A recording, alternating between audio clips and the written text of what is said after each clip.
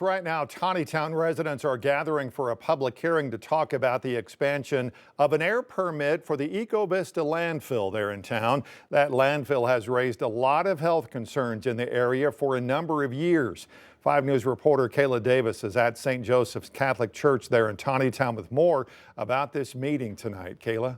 And that's right. We are here in Tontitown, right here at the St. Joseph's Catholic Church, and we've seen a few people trickle in. I would say this parking lot is completely filled, and there's maybe about 50 to 80 people that we've seen go inside preparing for that public hearing that started right now. A lot of these residents, I'm told, are about to raise many concerns about the health hazards that this landfill poses, and I spoke with one resident earlier today who says he's been fighting against this for years now.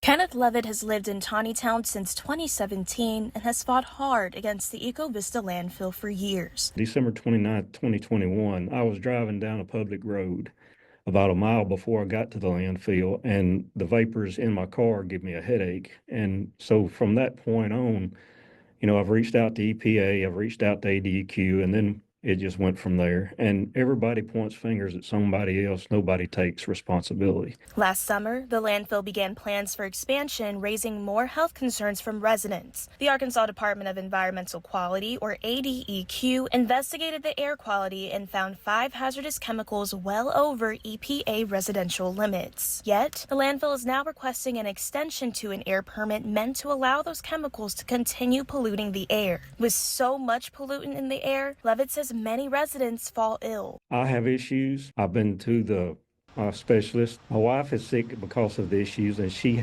now is permanently disabled because of it. There's an older family that lived in the area. They went to a different area. They were having respiratory issues. My understanding is that has got tremendously better since they left the area. He says the hope of tonight's meeting is to bring forth a solution. The landfill itself can fix these issues tomorrow if they use the proper equipment. There's flatbed trailers that have scrubbers you can pull in. You can hot tap, tie into all this stuff, use a caustic scrubber to neutralize these vapors and make them go away. We reached out to ADEQ for interview today. They sent 5 News a statement that says in part, quote, "The purpose of this hearing is to allow members of the public to share their perspectives. We are here to listen and record those comments so they can be considered during review of the permit application." We also reached out to representatives of the Ecovista landfill for interview with no response. Live in Tontitown, covering news where you live, Kayla Davis, 5 News. All right, Kayla, thanks. New at 6 tonight, an Alabama woman is arrested in Washington County for allegedly trying to sell her child. Amber Booth was taken into custody on Monday, facing 1 count of accepting compensation for adoption. Investigators launched a probe after Booth's sister-in-law reported the child may have been given to someone in Elkins. Booth admitted to receiving $50 in clothing in exchange for the child. Woman who took the baby said Booth provided signed custody documents in December, but they weren't judge approved. A guardianship hearing is set for next Wednesday. Booth appears in court on March 19. U.S. Justice Department says they had arrested hundreds of people in Arkansas. It's all part of a statewide immigration operation. In total, they arrested 472 people in February, all part of the operation, which targeted suspected drug criminals and illegal immigrants.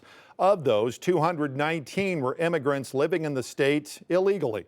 U.S. attorneys at today's news conference say they believe the operation is the first of many operations to come, and they expect to see a lot more arrests.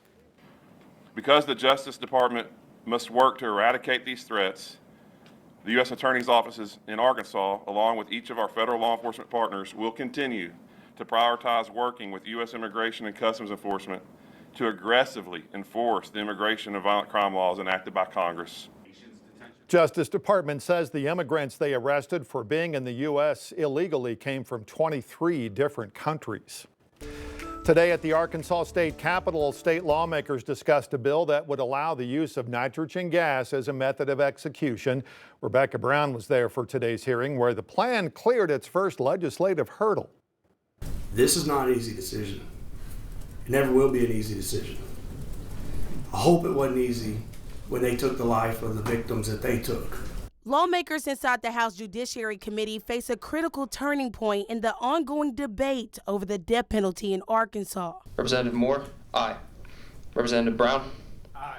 Each yes vote supported Republican Jeffrey Wardlaw's House Bill 1489. The death penalty is already legal here in Arkansas. It's the method of execution that sparked debate across state and party lines. The bill calls for the use of nitrogen gas administered to the inmate through a mass or a sufficient time period necessary to cause death. In Thursday's meeting, Representative Wardlaw says this move comes after the state faced a mass shooting and the state's ongoing challenge to obtain lethal injection drugs. But Democratic Representative Tippy McCullough says this method is simply inhumane. And I think you can support the death penalty and still realize that the implementation of this new option would have problems because it's somewhat experimental in nature.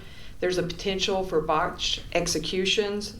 But it's never easy to take that level of freedom away from anyone. But folks, the current method that is on the laws is not working. We can't receive the drugs. We can't get them, can't buy them, can't force them to sell them to us. Several testimonies were given Thursday against this bill, most being from religious leaders expressing their opposition. We can't fight violence with violence, and we need our judicial system to be our guardrails when our best, most loving selves are blinded by grief and trauma. Arkansas currently has 25 inmates on death row. All have been convicted of capital murder. If this bill passes, Arkansas would join 4 other states in allowing this type of execution. It's our job to set that policy. Here it is in front of us. It's in your hands at this point, and with that, I'll close. In Little Rock, Rebecca Brown, 5 News. There is a meeting in Fayetteville tonight on the fight against plans to bring a new prison to Franklin County. The grassroots organization Gravel and Grit is hosting the meeting tonight in Fayetteville. State Senator Brian King has filed legislation to expand county jails rather than build that new prison in Charleston or near Charleston, and will be there at tonight's meeting leading a Q&A session. That meeting just started. 5 News reporter Lauren Spencer is there. She'll, of course, have what they talked about tonight on your 5 News at 10. Arkansas Department of Transportation also hosting a meeting right now in Fort Smith about plans to upgrade Towson Avenue. They're at the main library building there on Rogers Avenue, presenting design plans and the impact the changes would have on Towson. Project will mill and inlay Towson from Garrison all the way to Zero and provide additional drainage and ADA compliant sidewalks. Now they'll be at the library until 7 o'clock tonight for your comment. Now if you can't make it tonight, you can provide feedback online or submit written comments at the RDOT office in Barling and the one in Fort Smith at the public library until Thursday, March 13th. In his State of the City address this week, Springdale Mayor Doug Sprouse says it's time for the city to have newer ideas and fresh eyes.